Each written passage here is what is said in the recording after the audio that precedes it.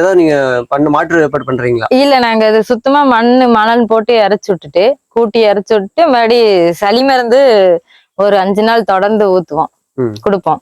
அப்புறம் அது சரியாயிரும். சரி, இது வந்துட்டு சளி வரதுக்கு முன்னாடி கொடுத்துருவீங்களா? மழை டைம் இல்ல சளி இருக்குதான். நம்ம தீனி எடுக்கும்போது அது இது பண்ணும், மூக்க இது பண்ணுமா, அதனால சளி இருக்குதுன்னா எல்லாத்துக்கும் மருந்து ஊத்திடுவோம்.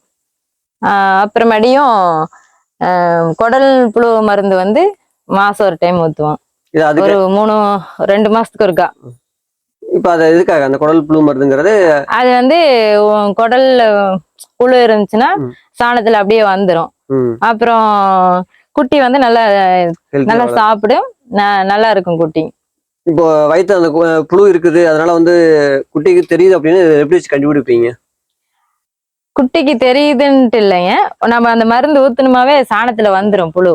இல்லைங்க, இப்போ அது ரெகுலரா நீங்க குடுக்குறீங்க, ஓகே. இப்போ புதுசா ஆடு வளர்க்குறவங்களுக்கு அது குடல் புழுனாவே என்னன்னு தெரியாது அப்படின்னா, வயிற்றுக்குள்ள குட்டி ஒழுங்கா வளர மாட்டேங்குது, வளராது. அது நல்லா சாப்பிடுறதெல்லாம் அப்படியே இதாயிரும். நல்லா குட்டி வந்து நல்லா அது அப்படியேதான் இருக்கும், கொஞ்சம் கூட தேர்ற மாதிரி இருக்காது. நம்ம குடல் புழு மருந்து கொடுத்தோம்னா வச்சுங்க, அதெல்லாம் வந்துரும், நல்லா இருக்கு குட்டி. இந்த சாப்பிடுற உணவெல்லாம் வந்து அந்த புழுவே சாப்பிட்டு அது குட்டி தேராதுன்னு.